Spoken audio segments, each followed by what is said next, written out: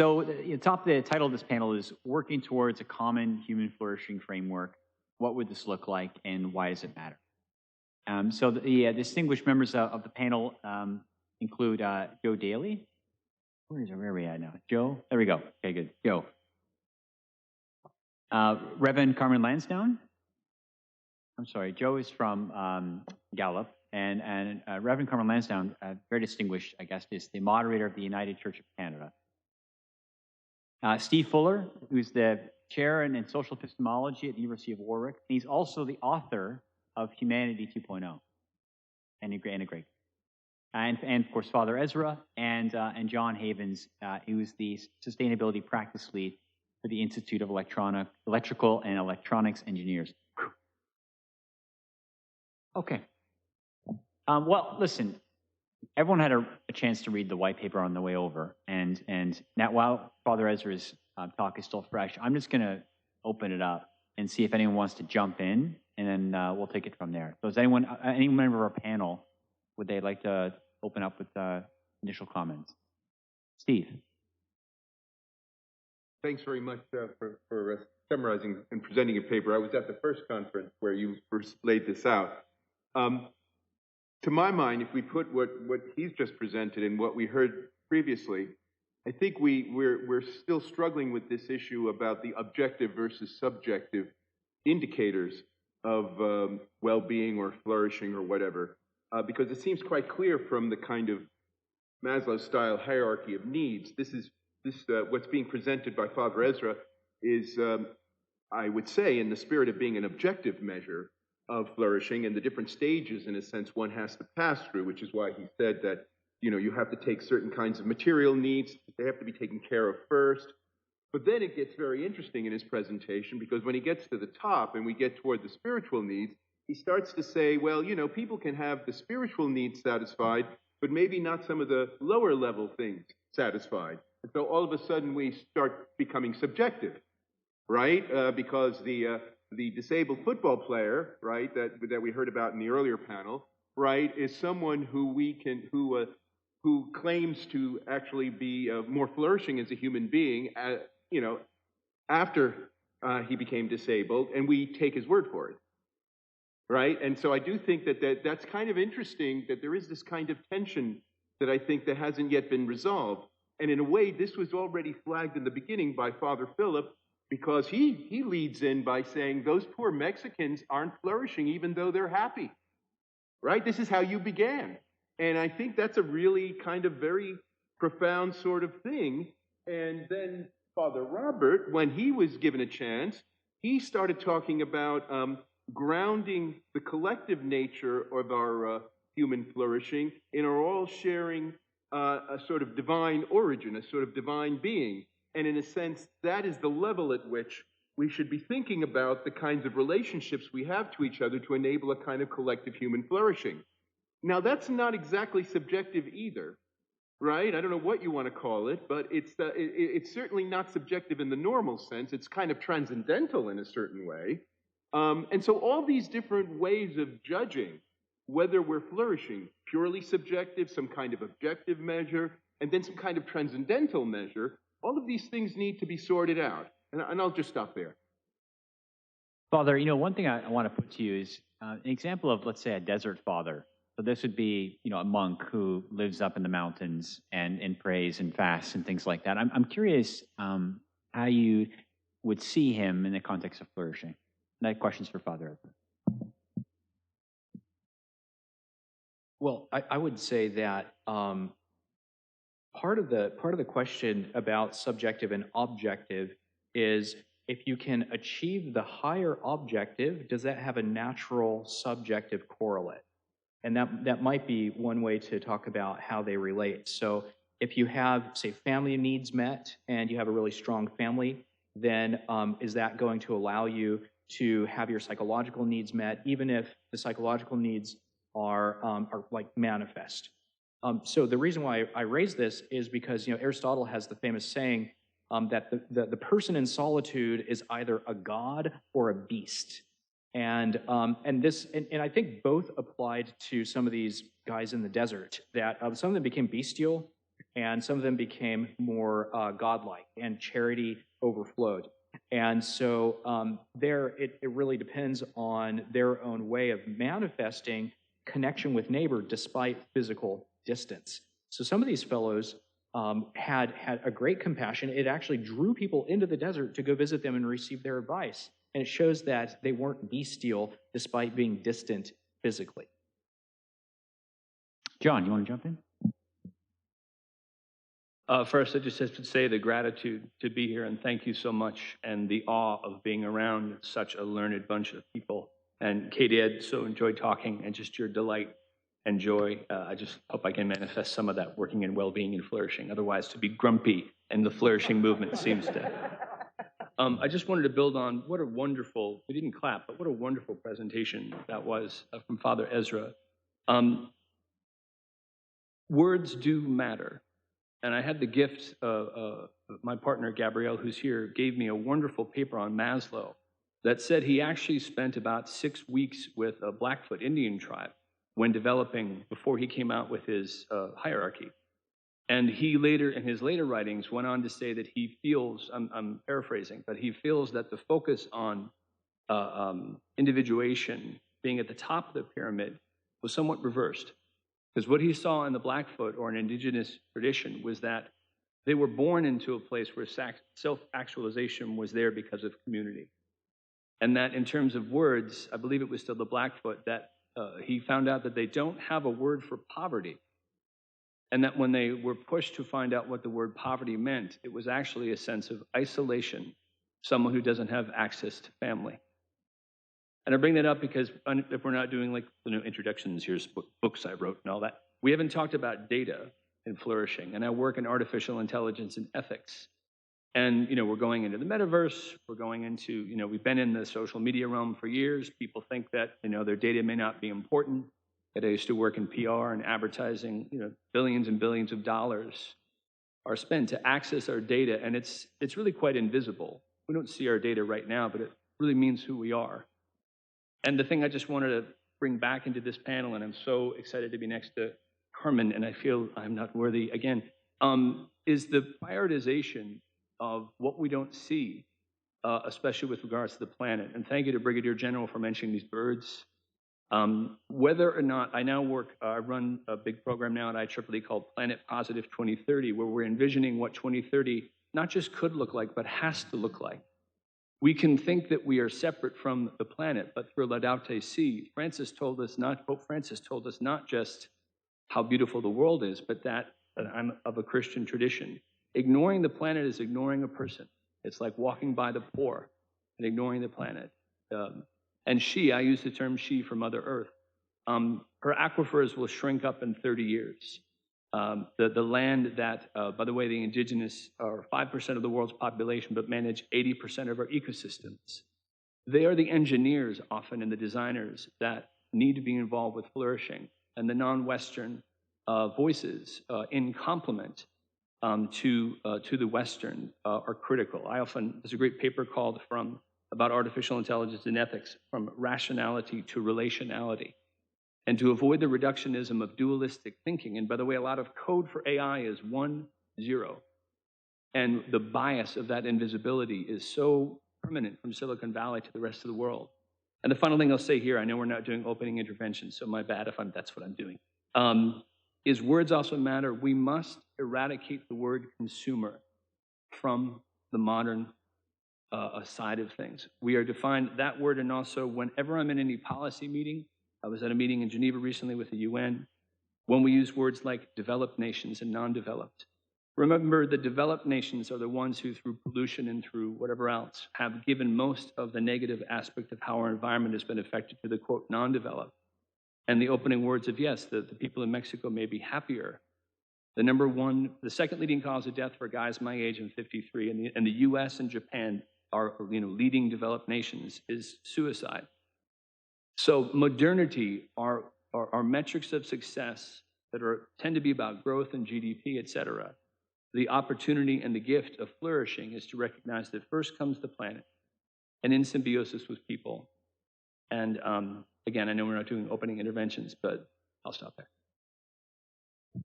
Thank you, John. Reverend Carmen, I wanted to throw to you now. I mean, not only are you the moderator of the United Church of Canada, but you're a very prominent leader in the First Nations. So I think we set you up well. Would love to get your perspective on this.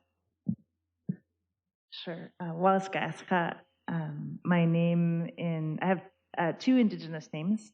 Gagwegi is my childhood name, which means dearest, or dear one, and then Kwisala, which in Kwakwala means woman who travels to places far away. So it's fitting that I'm joining you here. I'm a member of the Heiltsuk First Nation in the central coast of British Columbia, and I also happen to be the first Indigenous woman to be elected as the leader of a religious organization in Canada, maybe in the world. And I have to say, when I was talking, I shared my word with John this morning, and it was curiosity, but the word that actually came to me first was skeptical. If I'm 100% honest, and I feel like I've built some intellectual trust with the people in this room, and I've been really pleasantly surprised by what I've heard. But and I was sharing with Steve earlier, I wrote my dissertation around the ways that Indigenous worldviews could make Christian mission more life-giving, because it doesn't, Christian mission hasn't been great for a lot of Indigenous people around the world. And I actually wrote, when I was listening to Father Ezra, that if our human existence can be likened to a metaphor around trees, then the Euro-Christian bad habit of colonization is like the eucalyptus tree that's an invasive species and kills everything around it. So that was sort of the that was sort of the skepticism that I was bringing with me here. And, but I think, and I'm really grateful to John for raising the fact that the Maslow's hierarchy of needs came from the Blackfoot. And Father Ezra, you talked in your white paper around it doesn't really address the collective, but I think that was the epistemological difference between the Blackfoot and the Euro-Christian settlers who came to North America. The Native American philosopher V.F. Cordova said that the indigenous, opposite to a Cartesian, I think, therefore I am, philosophy would be, I am because we are. Right? So it didn't need to be said, and maybe it was lost in translation, and he came to understand that later. But I think that's why it's missing, is because it was an epistemological difference that maybe wasn't translated in 6 weeks of talking with Indigenous elders. Thinking about the universality of human flourishing, one of the other skepticisms I had coming into this room was that it's by invite only, and there is a huge percentage of the world that is not present in this room. And looking at epistemological difference and cultural difference, I think that's important, right? There's religious difference, there's cultural difference, there's experiential difference. I just had the experience of being on a consultation on Indigenous theological education in Asia, and having a woman from Myanmar confront me for blaming everything bad on white people, and said I need to be more gracious to them. And I thought, I wanted to get in an argument with her, and then I thought, okay, she's just shared about the fact that they have no programs for basic literacy. And so, what I know and understand about the world is somebody who's benefited from a comfortable middle class upbringing, access to 4 degrees in Western education, being involved in post-colonial and decolonial dialogue as a theologian and nonprofit leader, is so radically different from the world that she knows, and she's grounded in this very gracious and accepting Indigenous Asian form of Christianity that is so unaware of the fact that even the challenges that are happening in her own country are largely influenced by the things that I'm critiquing about how the world works. And so it's problematic to me that this room is so overbalanced, on the side of Euro-Christian backgrounds from Europe and North America. And then the other piece that I've been sitting with, and I took the diagram that was in the white paper, and I overlaid the Sustainable Development Goals on it. I sort of just arbitrarily place where I thought they all went. And all of the ones that related to governance and infrastructure sort of fell outside of that diagram. And I think when we talk about the obstacles to human flourishing, a lot of them relate to how corporations govern themselves, how our states govern us, and our international, federal, state, or provincial, and the municipal laws are oftentimes the obstacles, or lack of laws and lack of regulation is the obstacles to human flourishing. And I found that to be largely absent in the pre-work. And so I keep thinking back to like Tinker, who's another indigenous theologian in North America. He says that all indigenous theology is political theology because it's about relationality and how we are with each other. And so one of the things I've been doing is going back to the mid-century European political theologians, and Metz challenges us in A Passion for God. For every time that we become obstacles to human flourishing, we are failing the test of Auschwitz, right? Like when we allow our administrative decisions and our political decisions to oppress others, that's how the Holocaust happened. Is that despite the fact that many Germans didn't agree with or may not have known about what was happening to Jews and people with disabilities and people who are queer, that it still happened because of our systems of governance that didn't prevent it from happening. And so I guess that's the question I leave for us, is how do we not fail the test of Auschwitz in the 21st century? Thank you, Reverend. Joe. I think you brought up some really good points that I think give me an opening maybe to talk a little bit about Gallup and the work we're doing with Baylor with the Global Flourishing Study. But first, I'll just say, for those that might not know Gallup, U.S.-based survey research organization. It's been around since the 1930s. In a lot of ways, I guess, as sort of the person that leads this part of our work, in a lot of ways, I feel like a steward of Dr. Gallup, who he laid out a lot of amazing concepts about being independent, so that when you report things, they're seen as non-biased and trying to get to actual truth. But he had an unbelievable quote that we talk about a lot, and this was a long time ago. As I mentioned, he got started in the 1930s. But he said there are 5 billion at the time ways to lead a life, and we should study them all. And if you read a lot of his manuscripts, he's literally been, on this journey trying to figure out human flourishing, since his time. And he used words like well-being. He asked, just a tremendous number of questions. But we tried to get ourselves, as an organization, organized in a global fashion through the World Poll in 2006. So since then, we've done about 5 million interviews of people around the world. And interestingly enough, we did our own study. We worked with a lot of academics, and we ended up on a framework we call the Gallup macroeconomic path, but it's kind of a redux of Maslow's work, where we looked at needing to satisfy basic needs and then working our way up to this state of well-being. And it's led to some amazing breakthroughs for the world.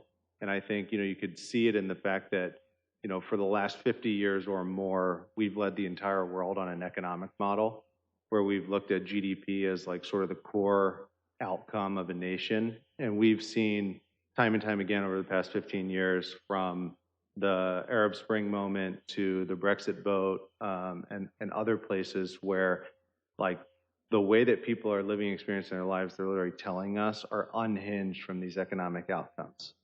And so that's sort of one powerful moment. But we've actually had a criticism along the way, to the good point that was being made before, which is if you look at even the body of work that Gallup has developed, it's incredibly Western leaning. So largely, to oversimplify it, white Western academics, males probably above the age of 55, have contributed a lot of the concepts of what the well-being measures should be and all of this. We had a group out of Japan that actually came forward in a very positive way to say, hey, by the way, there's other ways to think about this. And so we've now been looking at how to incorporate things into well-being like gratitude,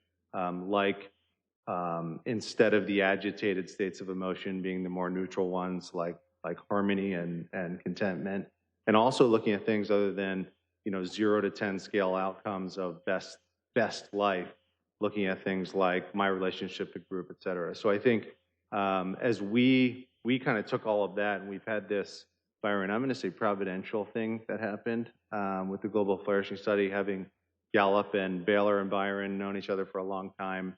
But they said, let's go try to do something with this definition of global flourishing around the world.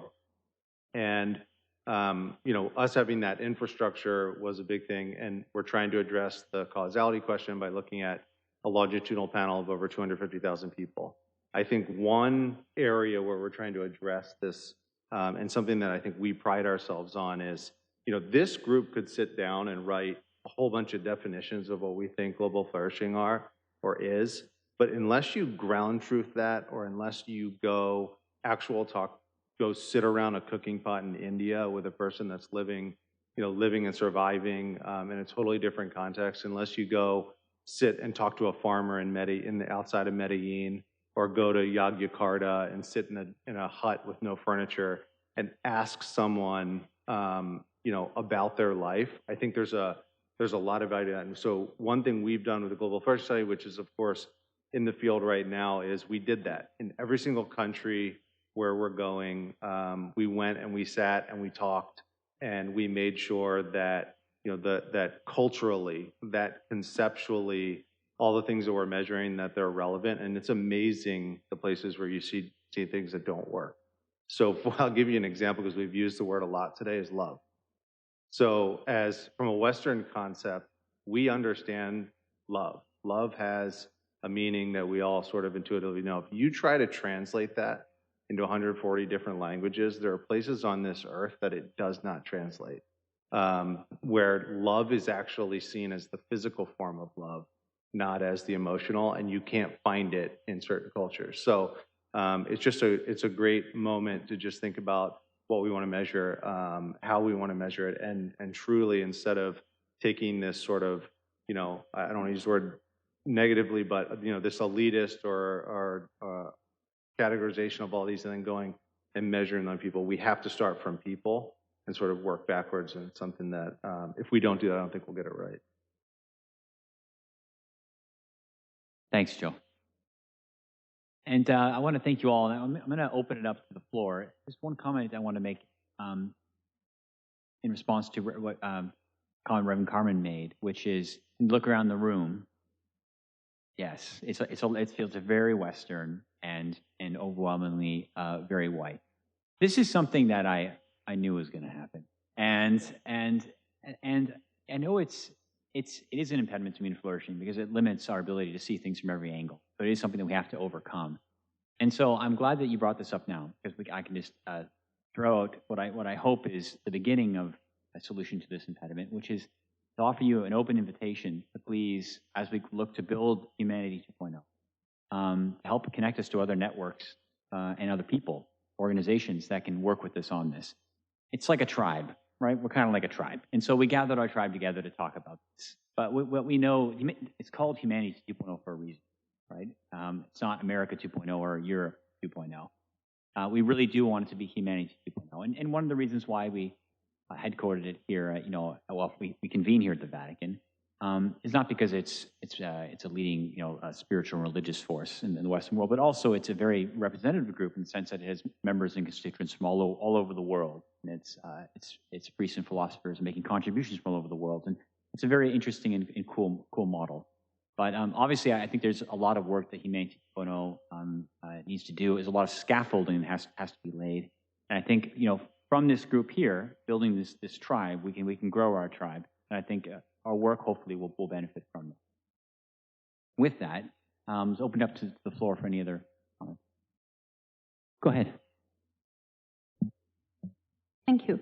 My name is Granguta Leaua, and I would like to tell you what my name means, because it's complicated to pronounce. It means the little branch of a tree. And my mother's name is Codruța, which means a forest, a little forest.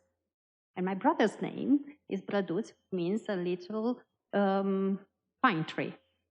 So basically, my whole life, I was in this model willingly or not. So please allow me to share with you two thoughts, and that is on the model itself.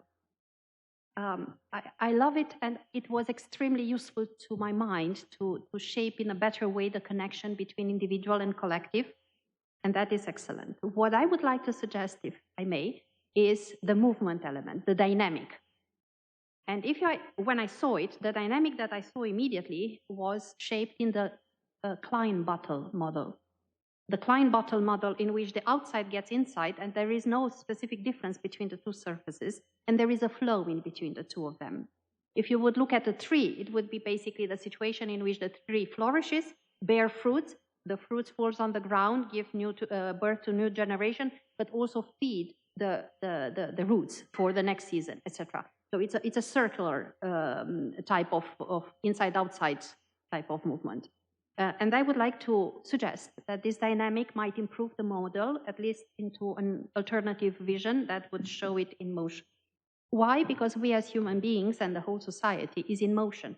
So this is a static representation that needs to evolve from one moment to another all the time. The second brief comment is to thank very much the presentation that was made, and I consider that extremely useful as to how happiness is seen by the individual, by somebody else, and by the community. Why? Because it helped me bring up to you this idea, which is that we should look at happiness as an element of identity. Why? Because my background is legal, and in Roman law, the identity of a person was defined with three elements: nomen, tractatus, and fama. How I name myself, how somebody else with whom I'm speaking names me, and how the community speaks about me in my absence, the three elements. So I've heard that about happiness today, and it was for me a moment in which I understood that basically, if we place the flourishing element, if we place the identity, together, then we get to the same model, and maybe we can increase the importance of perception of such element. We define ourselves by name, we define ourselves by origin, by nationality, we define ourselves by domicile, we define ourselves by different elements, including age. We could define ourselves also with this element as well. And my final comment goes to indicators versus markers. A comment was made about what kind of indicators we can find, whether objective, subjective, of which kind of indicators. I fully agree that both of them are relevant, objective and subjective. And of course, this is if you look at the model of the Klein-Bottle, both are true. What I suggest, if I may, is a symptom or a marker rather than only an indicator. And that, to me, maybe it's wrong, maybe it's right, I don't know, it's my personal perception, always was the enthusiasm. So when I saw enthusiasm, and I've seen that today, thank you. You really share that in the first part of the morning. I love that. When I saw enthusiasm, in that moment I realized that this is a person who's growing, this is a person who's flourishing, this is a person who's spreading already this kind of state. And because I'm working as a lawyer also with language all the time, I immediately went back to what enthusiasm means in its roots. And in Greek, it means entheos, in God. So basically, enthusiasm is the indicator that one doesn't live in its isolation, as the poverty type of isolation, but in the richness of the connection. Thank you. Anyone else? Erica? So I knew Kangita was brilliant the first time I met her, so thank you for that. And it goes to the question, and I have to admit I was about to say Rabbi Ezra. And the reason I was is because, Carmen, when you said, I am because we are, that reminds me of the Talmudic scholar Hillel. And Hillel said, if I am not for me, then who will be? But if I am only for me, then what am I? And if not now, then when? And Hillel, to me, I mean, that's what capitalism can be about. We can talk about that later. But Rabbi Ezra, I wanted to ask, with regard to the model, the pyramid, overlaying the Sustainable Development Goals, I think, is a really fascinating idea. Overlaying an understanding of inside out and dynamism is a fascinating idea.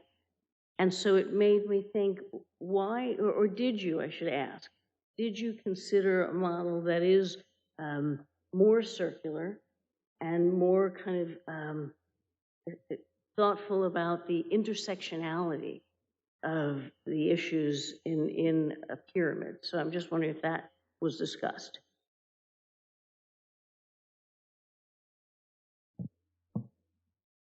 Fantastic. These are wonderful interventions. I'm taking so many notes. So first, yes, it's absolutely dynamic. It's an organic model, and a static picture doesn't adequately represent that. It's also teleological. So I would argue that it's end-based, just as we can identify plants in terms of their own maturity and their growth, and the final result of the first stage of maturity is the ability to flower and then to bear fruit. So likewise, there's something about the human person that is dynamic. So there's a circular element, you know, in which our organic parts are related to the environment and each other, and they're working together harmoniously, and at the same time, they're directed in some way to some kind of outcome. And so the pyramid is, we can imagine, just like the palm tree. You know how palm trees grow, they have the different layers, and then each layer of the palm tree, they finally lead up to where the branches are, and then you know, the fruit. But the fruit remains even though the palm tree keeps growing. So that's similar to us, where you can be young and bear fruit according to your youth. And then you're experiencing and you're manifesting care for others within this environment. Well, at the same time, the fruit of an older person may be greater. And so being able to recognize those two dynamic differences. So it's tricky to try to capture all that. Actually, the picture of the forest that's the real model. So the pyramid is just to help to clarify things schematically. Just one word about this. Someone once said that to dissect is to kill. And that's always the danger of any kind of analysis, is we can analyze and we can define, and that's absolutely crucial to every, you know, product. But at the same time, we have to go back and synthesize and present the organic whole. So to do that simultaneously is quite difficult. Lunchtime. Oh, one more? Is there? Okay. There are three more. Okay, three more. Elizabeth, Jonathan, and Michael. Michael's been very patient. Go ahead, Elizabeth. I'll be very quick. Father, I've been thinking about the top of your pyramid.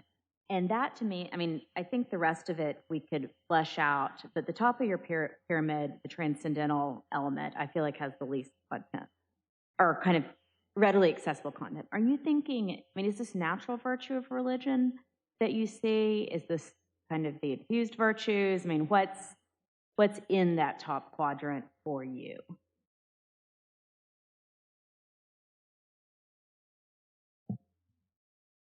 Very briefly, I tried to create, I mean, our team tried to create something that could be accessible to people of all different religions.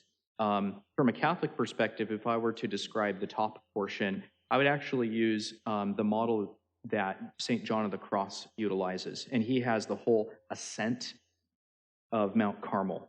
And that has different layers, different goals, and levels. And it's all related to the dynamism of working with God and neighbor. So that's actually, I would just layer that on. I think you can do that, even if I'm not a Carmelite. But that's the brief answer.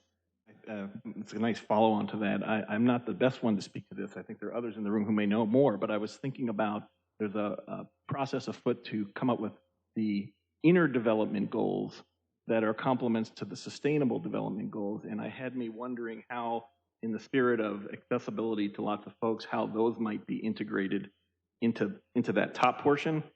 And also mindful of your last comment that, you know, seek simplicity and distrust it. And so I can feel the challenge of trying to put all this into one schematic, but what you've done is extraordinary. Thank you.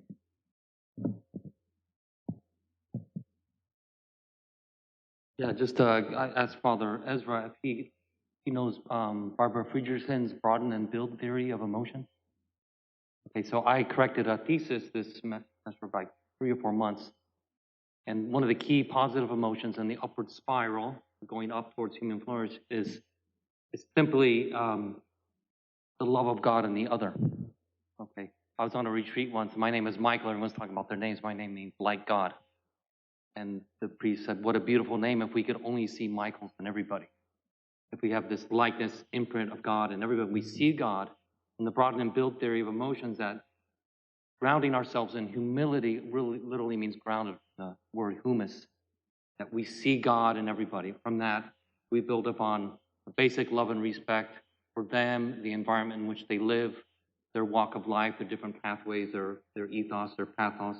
From there, a certain love, as Francis likes to say, this creativity and love. I love Father Ezra as a child of God, and I will be creative in my intelligence in finding solutions for him. And I will take risk, I will be all the more magnanimous, etc. And finally, in the broaden and build theory, we will ultimately strive to be a collective, a you and me and God, this Trinitarian completion of this humility. And, you know, what inspired me to think about this is that there is this criticism of being reductionistic, but it's actually helpful to be reductionist amidst all these diverse definitions of human flourishing, because we come from different backgrounds, different belief systems. But I think we can all agree on the basic ground on which we stand, which is humility and love of the other through God our Father.